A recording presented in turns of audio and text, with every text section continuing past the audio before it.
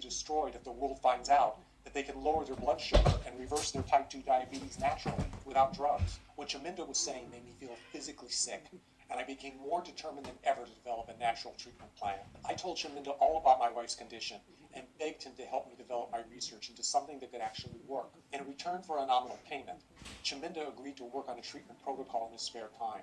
And from that moment on, we set off on a year-long journey to defeat diabetes for good. Chaminda firmly believed by using the right ingredients and combining them in the correct amounts, we would be able to create a powerful natural remedy that would be able to regulate blood glucose levels, kickstart the pancreas, and reverse insulin resistance. Over a period of 12 months, Chaminda threw himself into his research. From the basement of his home in Sri Lanka, he created a state-of-the-art laboratory where he began testing and trialing thousands of different combinations of ingredients on mice. On their own, each ingredient produced impressive changes, but once Chaminda found the correct combinations and the perfect quantities, the results were spectacular. In fact, he was able to create a series of delicious meals which were 7 times more powerful than those consumed by the Beta tribe of Sri Lanka.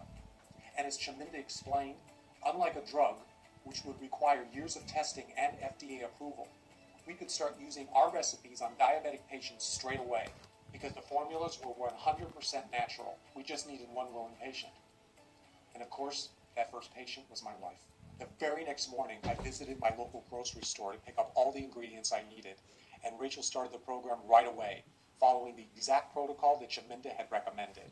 The first 24 hours passed, and we noticed no significant change in her readings. Day 2 and 3 went by, and still no improvement. My initial excitement and expectation was beginning to wane, and I was starting to doubt everything that Chaminda had told me.